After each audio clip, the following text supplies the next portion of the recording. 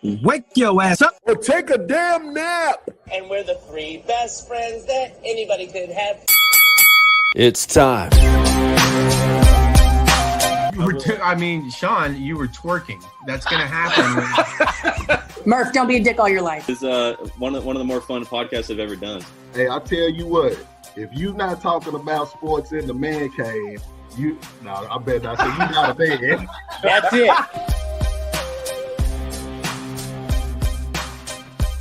So I was 5'2" going into freshman year, into the year at 5'5". You were 5'2", but your mouth was like 6'3". Yeah. I mean, on the razzle field. Because I know when to put people like you in their place. Hey, this is one guy, Garrett Gilbert. How can you not love this guy? I mean, he led Lake Travis, part of that championship pedigree here in Austin, Texas. For those maybe watching in other parts of the country, Lake Travis is a high school football state powerhouse. I've lost track of how many state championships they have. And, of course, signed with Texas, then found his home at SMU and had a really good career as a backup in the NFL and, of course, the AAF. And now, Garrett, I guess the first question I've got to ask you with Hardge and I, are you truthfully done with football? That's a good question. I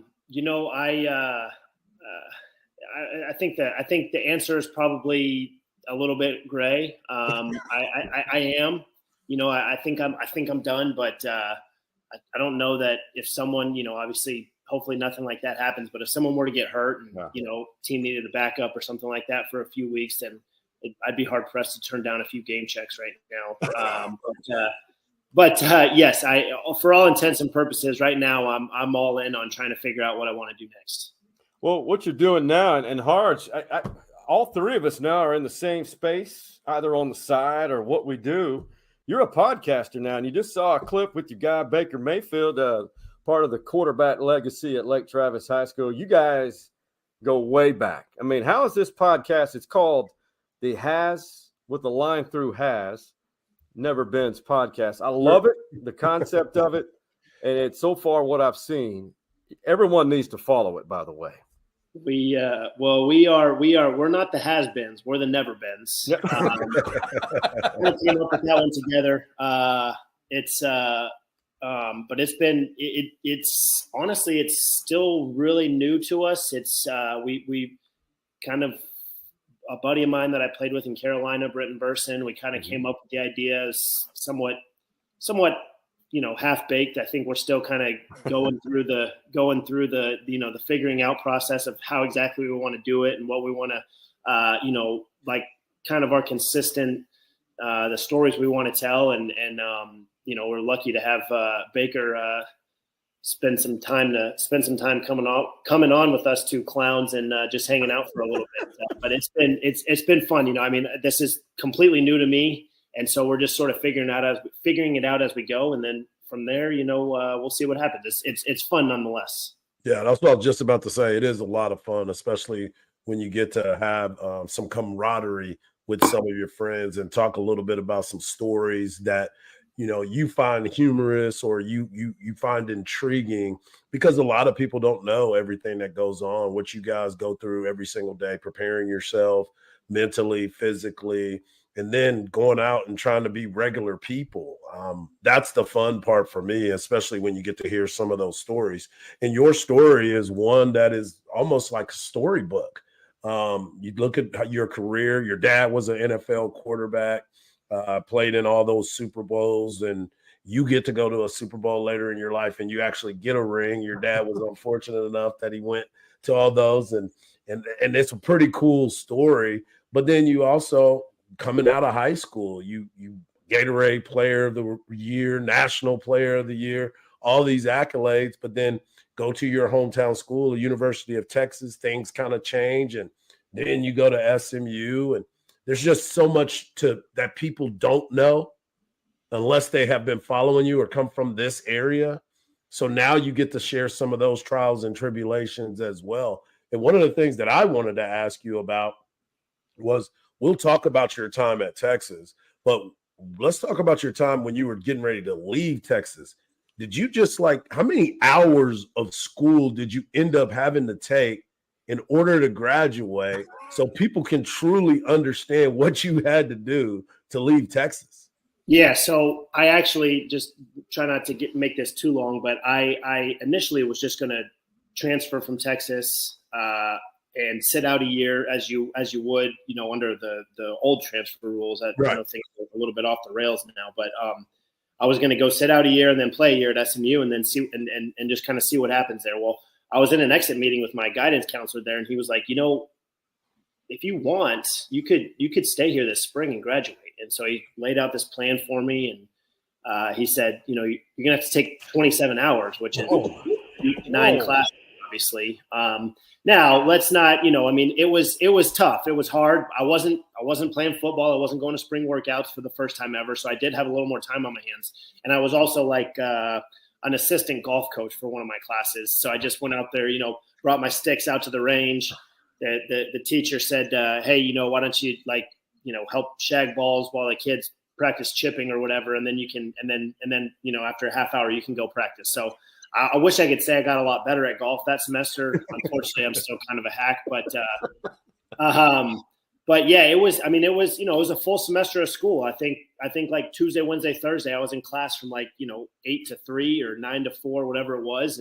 And then I spent the rest of the time rehabbing my shoulder. So I would say, I think as student athletes, obviously we're pretty busy. I just kind of replaced that time that I was doing, being in football, going to spring workouts with just more class. So for me, yeah, it was a full schedule, but I was somewhat used to it. It just happened to be all academics for that semester, and being able to go play immediately at SMU, I think was just, kind of the light at the end of the tunnel there for me. So it was somewhat, it was easier for me to focus on doing all that, so that when I knew I had that to look forward to.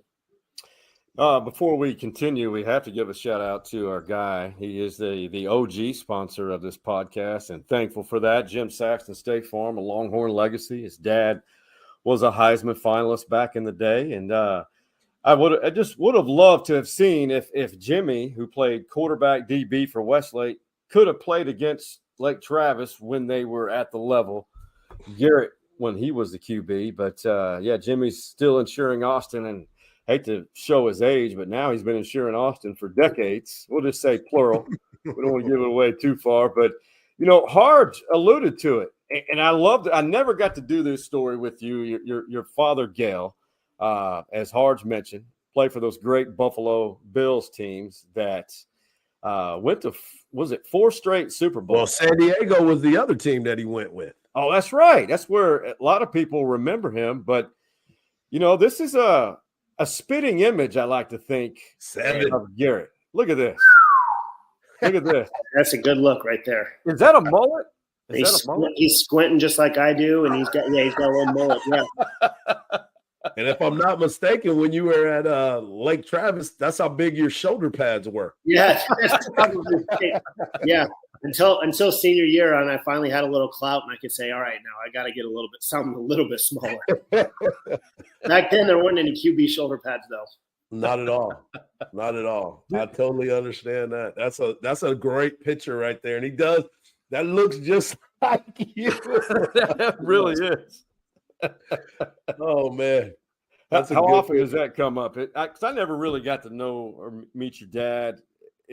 Are you guys very similar? How does you guys reflect on when his time in the NFL? Yeah, I mean,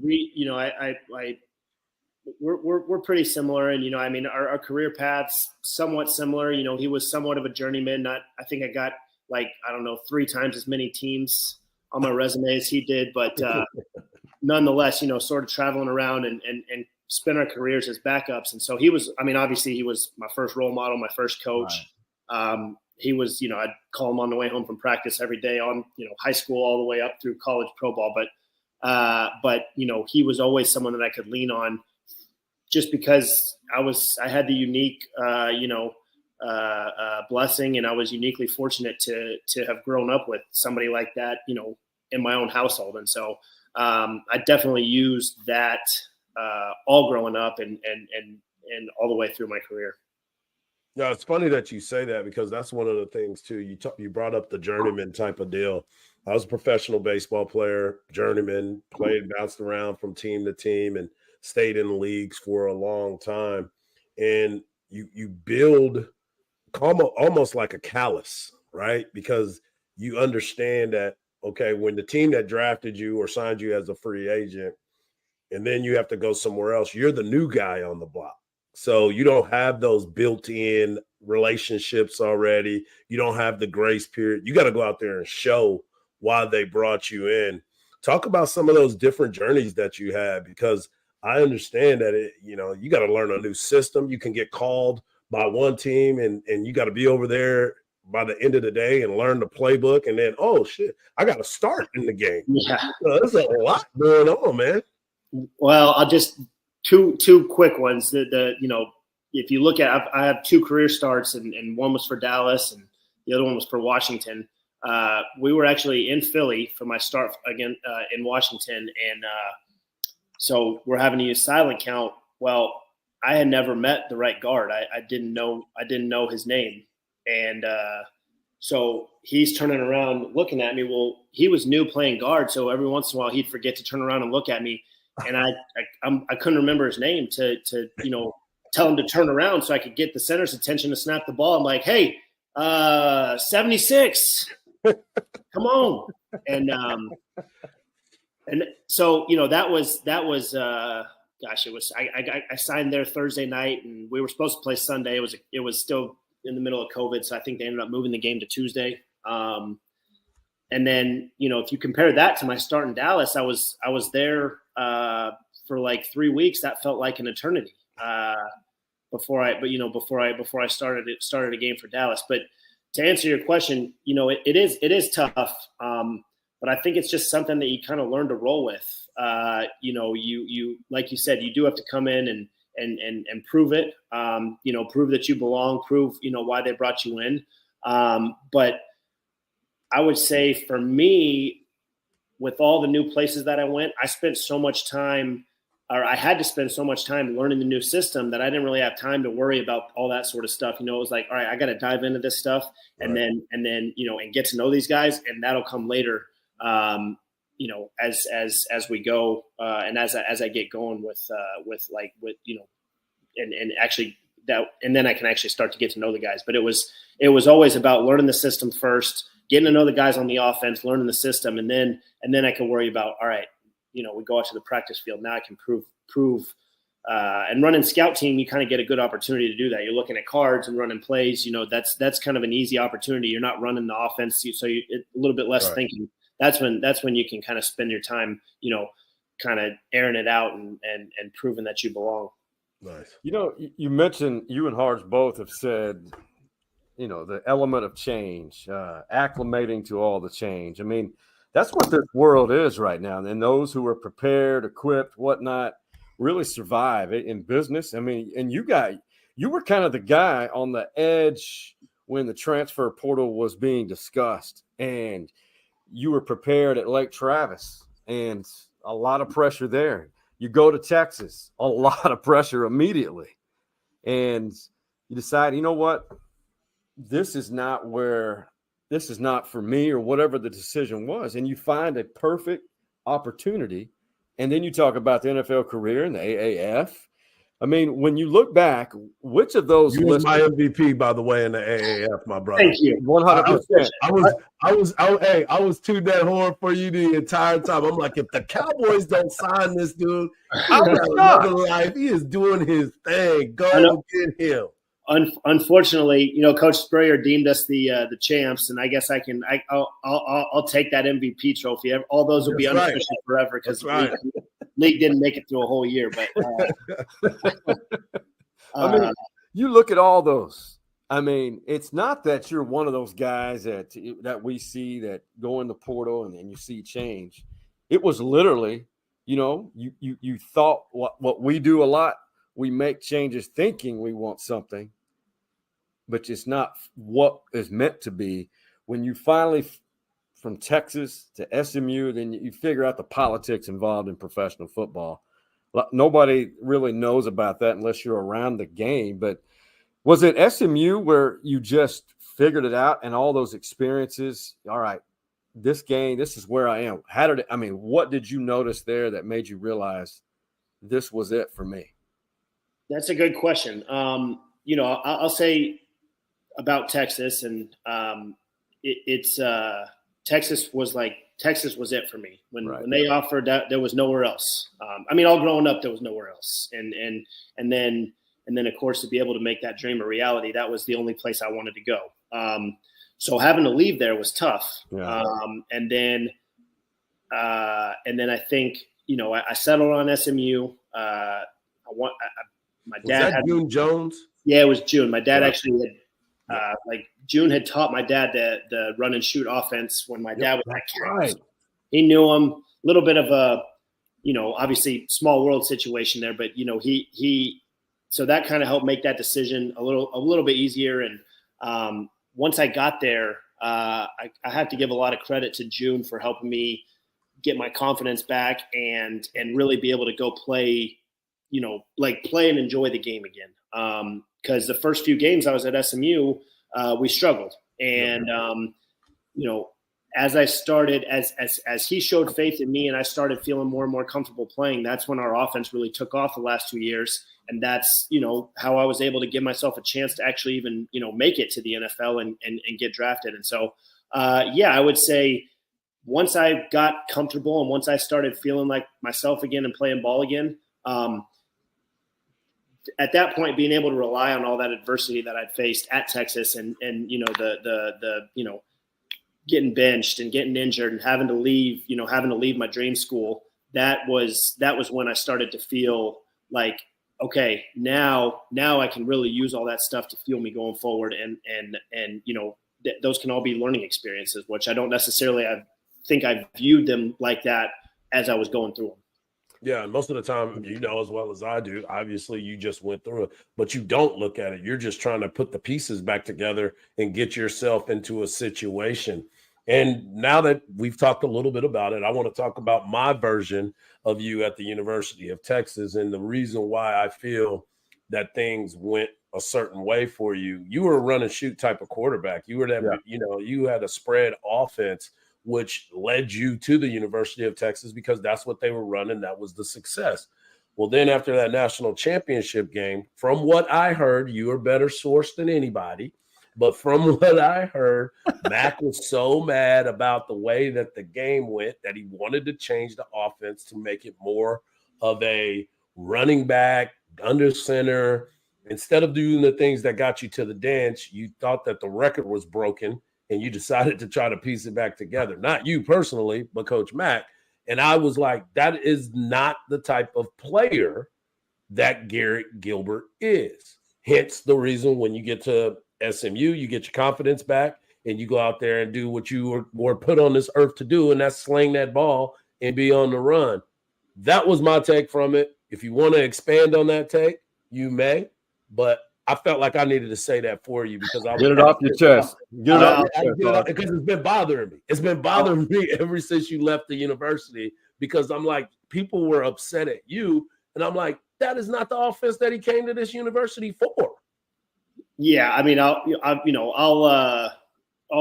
somewhat plead the fifth on that. I will, I'll say we appreciate it. I said it for you, Doc. We did make some changes, and obviously, I think it was college football was in a different landscape back then. It wasn't offenses hadn't fully transitioned into what you see now, and so the way Alabama won that national championship, I think was somewhat appealing. And I think, but it is what it is, and you live and you learn. And I don't know that I'd have been able to play 9 years in the NFL without dealing with that and having to move on from Texas. So, hey, Garrett, I missed you, bro. I missed you. We both miss you.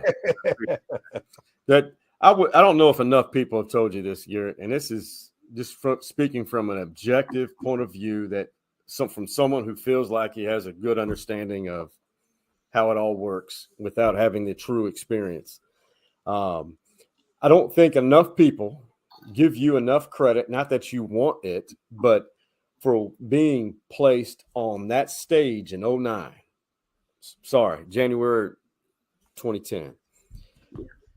Being thrust into that game against Alabama and take the hits that you did and then almost lead them back to Texas back into the game. You almost won the national championship.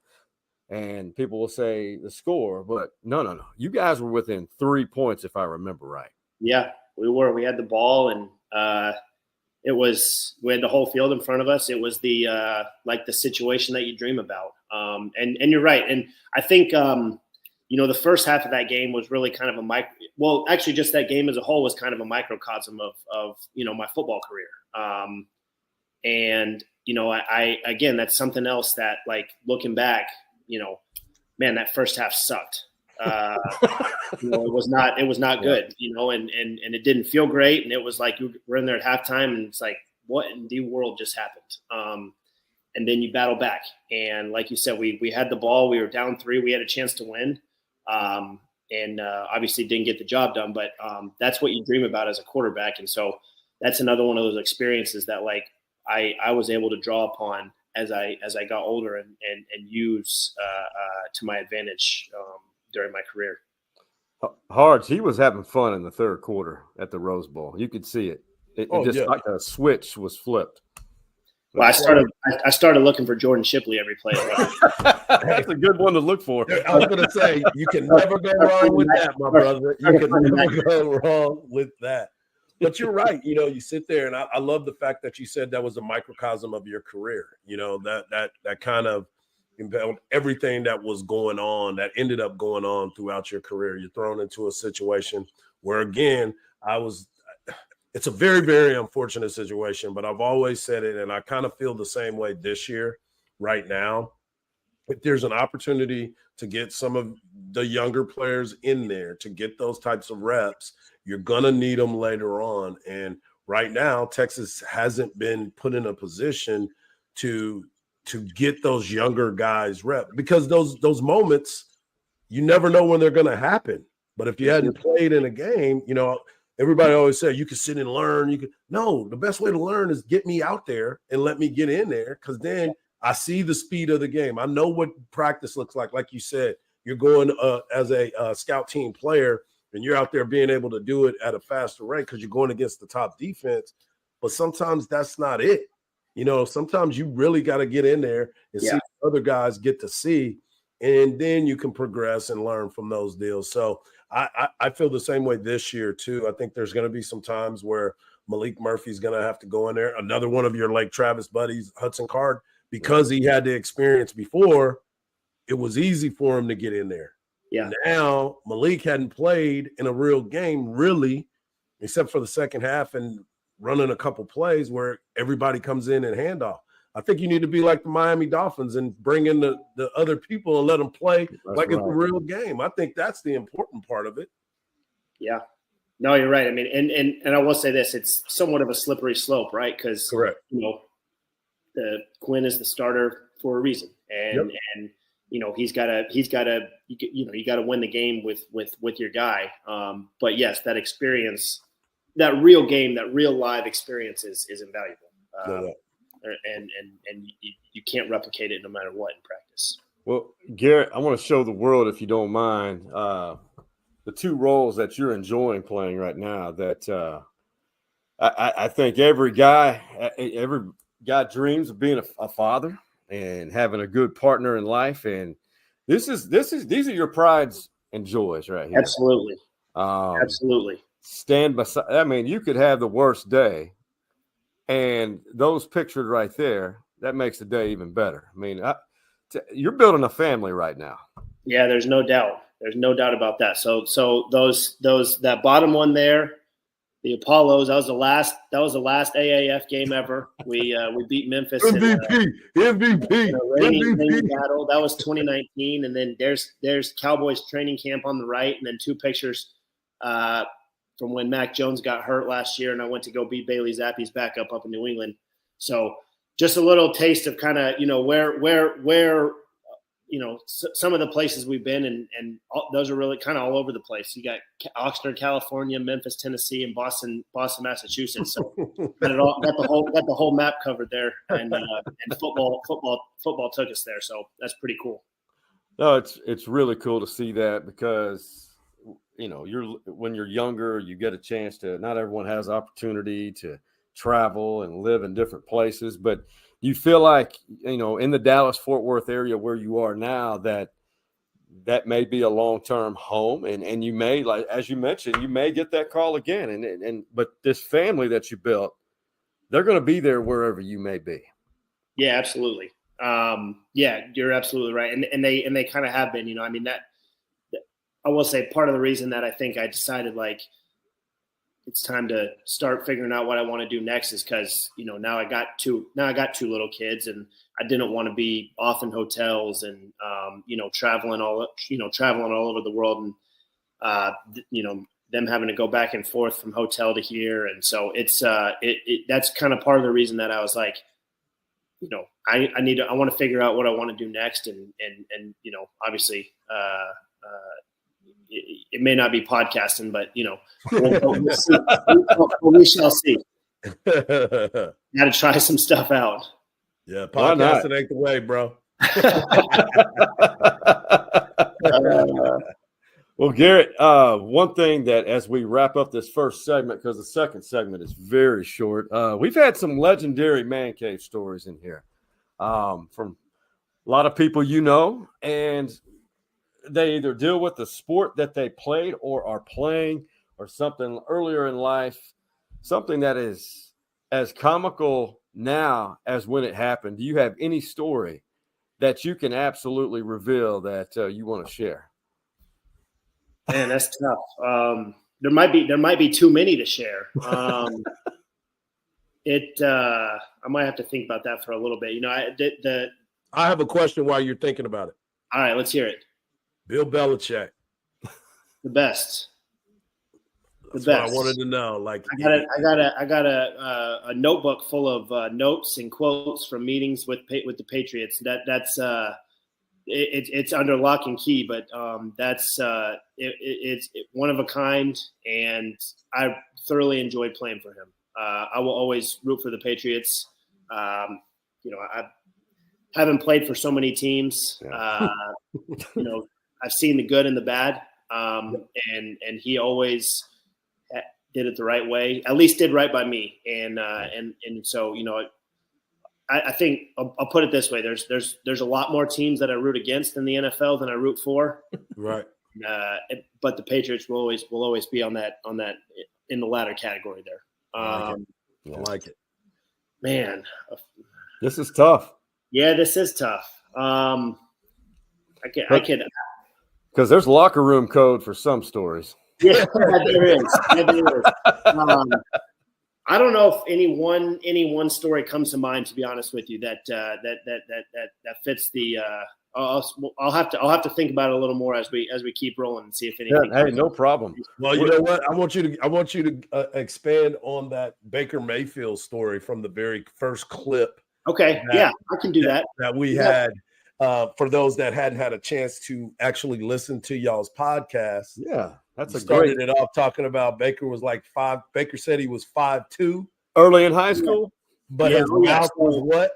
So Baker was, it's been well documented. He was a late bloomer, and he's always played the game with a chip on his shoulder. Well, Baker and my brother are about the same age. They're exactly 1 year apart, and so they played baseball together too, didn't they? Yes, they did. Yeah, they got to be pretty good friends growing up, and so Baker was around the house a lot. Well, he started getting invited to, or we called it Razzle. It's like ultimate football, and we would go play all the time. I mean, it was like we'd go up into the turf room there at Lake Travis and go play for hours. And Baker started getting invited to it, and he was a shrimp at the time, but that never stopped him from standing up to all the older kids and running that mouth. And so I always like to, and he held his own. I mean, that's the thing. He held his own. He could back it up even at that, even at that even at that age. And so I always respected that about Baker. And then, as he grew, the mouth didn't go anywhere. So in fact, Baker, we were back in my parents' house over the summer, and we had a little pool basketball game for old time's sake, and it was 2-on-2, and Baker had his teammate, and I had a buddy of mine that we were playing with, and by the time we got out of the pool, everybody's toes were bleeding, beat up, and when I woke up the next morning, I thought I had played in a football game. Because we just got after each other like we were back in school again. And so I'm real thankful for my friendship with Baker. I only got to play a year. I only got to play a year with him, in Cleveland. But it was obviously we weren't great that year, but that was a very fun year for me personally and professionally, getting to be his backup for the year, and we had a blast. He's awesome. A character. He is a character. That's awesome. For sure. Yes, he is. That guy. I think it all worked out well for him because at Oklahoma, absolutely, say all the things you will about OU, that's a great program for him to have. Tech was not it, in my opinion. I think OU. Just another example. You end up where you belong. There's no doubt. And you may not know the journey. You may not know, what the plan is at the time, and not be able to see out in front of you. But you're absolutely right. And that guy, oh my God, the trash talk to opponents. Where was it against Kansas where he got caught? Because that's where we got to learn. Where was it? There's cameras everywhere. I'm not going to defend that one.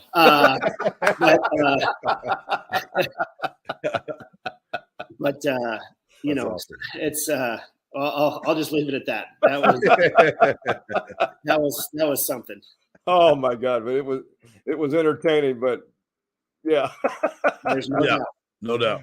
Hey, let's take a quick break, and on the other side, somebody said it in the press conference today, calling Kansas a trap game, and I think we can all agree that is not a trap game for coming up for your horns, fellas. We're going to hear about Saxton Insurance Agency, and on the other side of the break, we'll pick this up. We'll have some entertaining things to say and watch. For all of your insurance needs, look no further than our primary sponsor, Jim Saxton State Farm Insurance Agency. The ATX OG has been insuring Austin for over 3 decades. And get this, Jim Saxton is a Longhorn legacy. He is the son of the late, great James Saxton, who was a Heisman finalist. Be sure to give him a call, or better yet, visit his website, saxtoninsurance.com, and tell him that the stories inside the Man Cave Boys recommended you.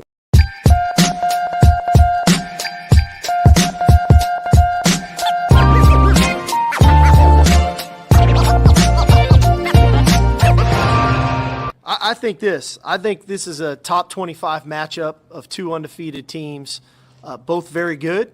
And in our mind, like we posted today, this is, we're playing for first place, right? And our goal is to get to Arlington in December to compete for a Big 12 championship game, and this game's going to matter a lot. Garrett, Hardge, let's be honest with ourselves here. Kansas could win this game. Yeah, they're good. I don't know why people would even think of it being a trap game. Is it because everybody thinks that Texas looks forward to Oklahoma? I think that is the most ridiculous thing. Oklahoma's going to be on the schedule anyway. That date ain't never changed. The teams in front of you are who you need to play. And the good thing about it in that conversation as well, he also stated that no one in the building has mentioned Oklahoma. So I think that's a great sign for the Texas team. But somebody saying that KU is a trap game, they own something. We need to check them on that.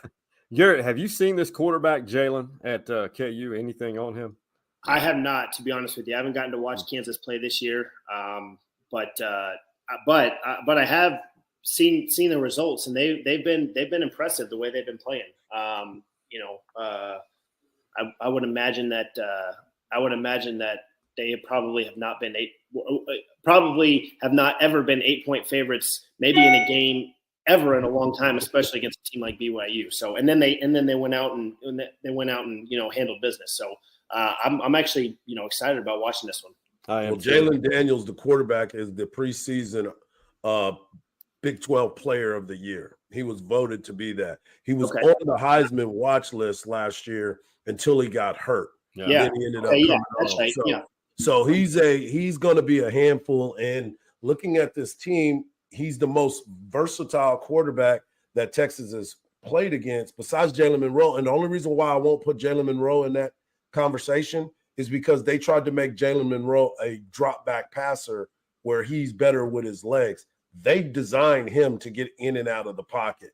So this is a guy that Texas, we're going to have to see that speed that we've seen on defense.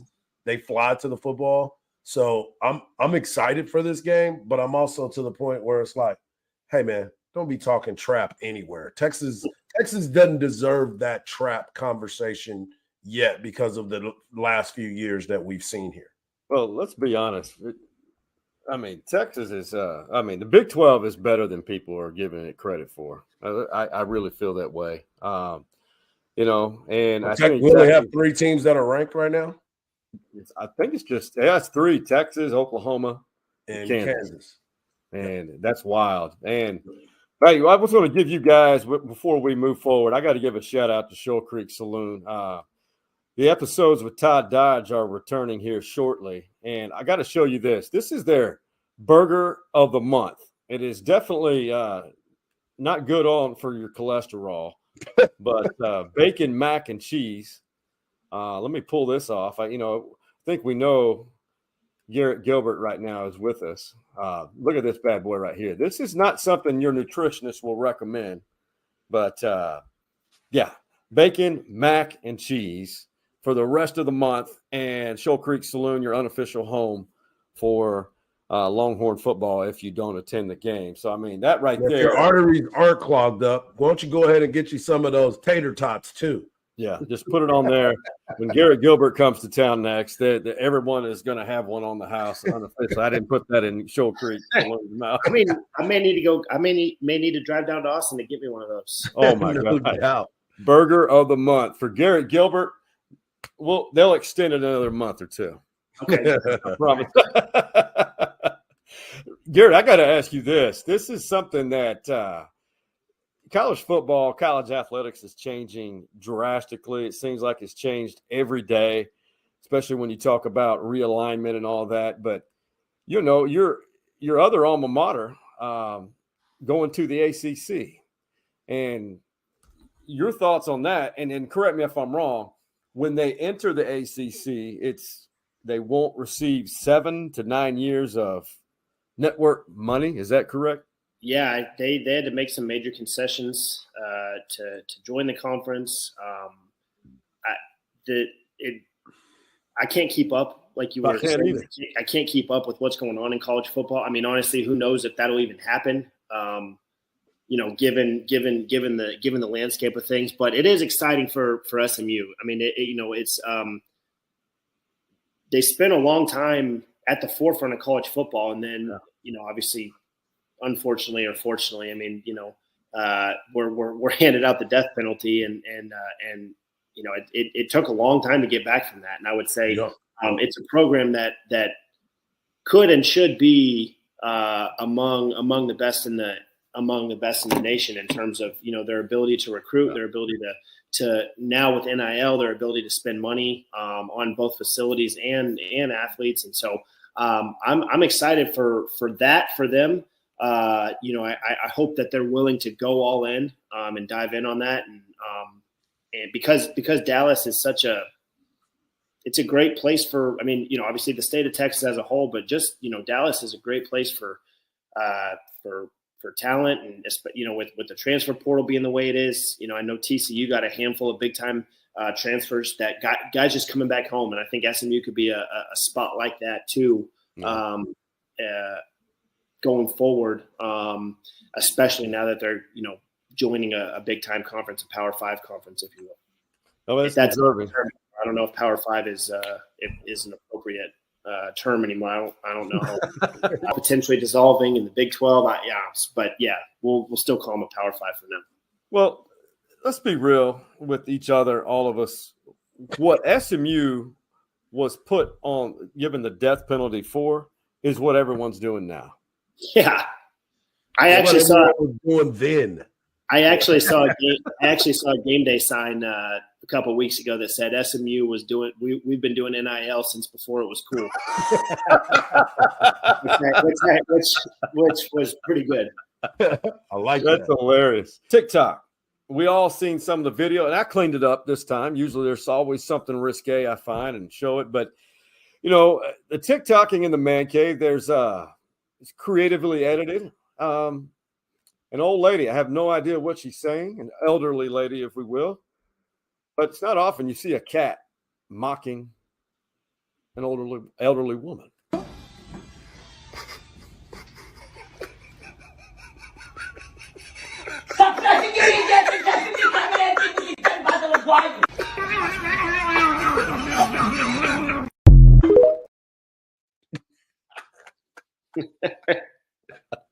That is outstanding. It was well done. Well done. That is pretty funny. I'm not on TikTok, so I got no idea where you can find something like that. But that was pretty good. That's for the young folks, man. Stay out of it. I don't even mess with it either. Somebody asked me about a TikTok. I'm like, man, my watch, it does go TikTok. You know what I'm saying? That's exactly right. FYI, if you're not on it, don't do it. Okay. It's a complete waste of time. Noted. Hey, man, tell me something good.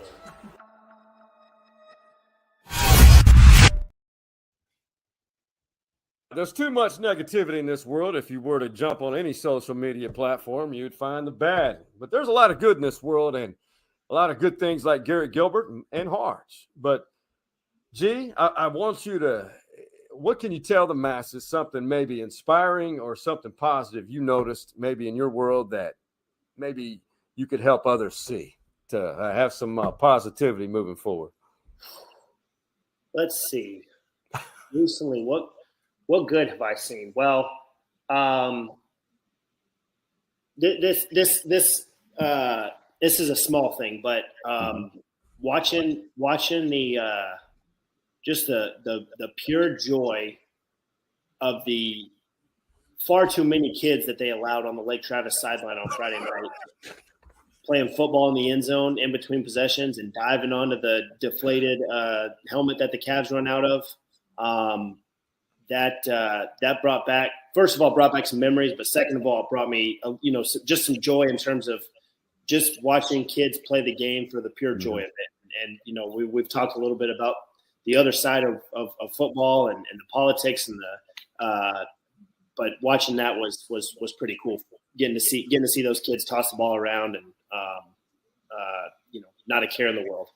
I agree with you on that. I do agree with you. They do have a ton of kids jumping on that inflatable helmet. I've been down there and I'm like, where are these kids coming from?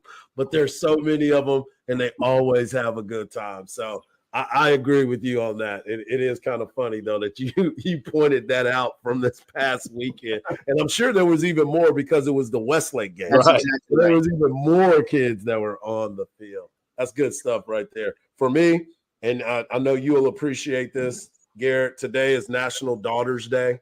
And for a guy that became a girl dad 7 years ago and watching her, kind of grow and flourish and become this little young woman is kind of funny and scary as hell along the way because she's got a mind of her own. I think she's more like her mom than anybody because they got their ways of doing things. And it's funny because you'll probably see this too. She does not want you to show her or help her with anything. She will figure it out herself. That's a good trait. So my wife bought her some of these Heelys, those little skates. She did not know how to do it. I was scared to death. I walked her twice with it. She pulled up a video, watched it, learned it, and now she's doing damn wheelies in the house. And I'm like, What is going on, and how did you learn how to do that yourself? And the stubbornness of those little girls is unmatched. It's unmatched. That is why they are undefeated in everything that they do. Everything. Right. Yep. Everything. So that's my something good. Well, you know what? For people watching, these are two of the best girl dads that you have not met yet. I'll just say that. I'm going to throw that out there. But my something good is, man, I'm seeing as soon as it dropped below 100 degrees for a high, I started to notice people a little happier. There's been a lot of angry people lately because it was a plus 100 for like 300 days. What's what it felt like. But people are actually being nice and cordial on the roads in Austin. That's not the case on a normal day. Not at all. But but I think it's because when your team and your city is winning football games, or the team that you have chosen to follow is winning breeds happiness. No doubt. And that's something good. That is something good. Garrett, I appreciate you. And next time you're here, we're taking you out for sure. For lunch, whatever. The whole family. I do have a quick, I don't know if this qualifies as a man cave story, but I thought let's do it. Okay. So Cam Newton, one of my favorite all-time teammates ever that I've played on, 10 teams. And when we're out at practice, out in Carolina, there was a train track that ran by the practice field. So we had 2 fields, and there's a train track that ran by. No matter what was going on, if a train went by, it didn't matter if we were running short yardage or throwing routes on air. If that train started going by, Cam was going to get the conductor to blow the horn. And it didn't matter how long it took. Oh, yeah, all the way down the field, one corner to the other sometimes, until that man blew the horn. And I have a lasting memory of him that I'll never forget, of him doing that 2 or 3 times, and then us having to put the backup in because we couldn't wait for the 30 seconds for him to run all the way. I just had to keep going. That's an outstanding story.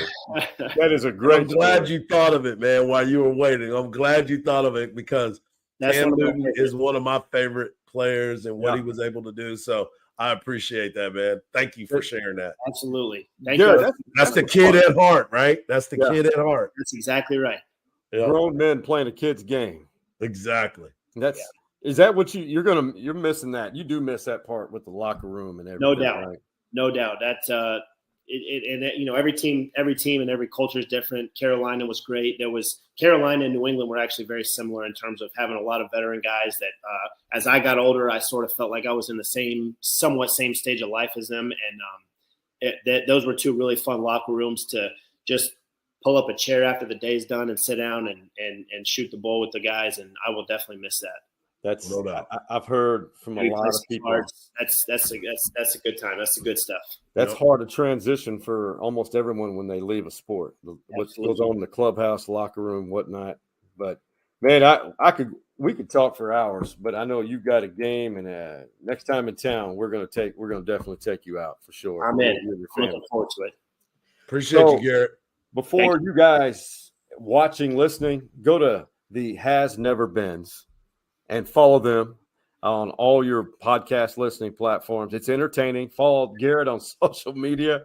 The teases for their episode so far. I would not lead you to something that's not great. That is insane humor. So for the OG Man Cave boys, one of which is right here, and we'll go to Hardball Hardge. He's right there. But for Big Mike and Coach Mo and the pride of Lake Travis High School, the Garrett Gilbert, what do we tell him, Hardge? Take a damn nap. You see the drip, yeah, I'm fitted up. Hop in my car and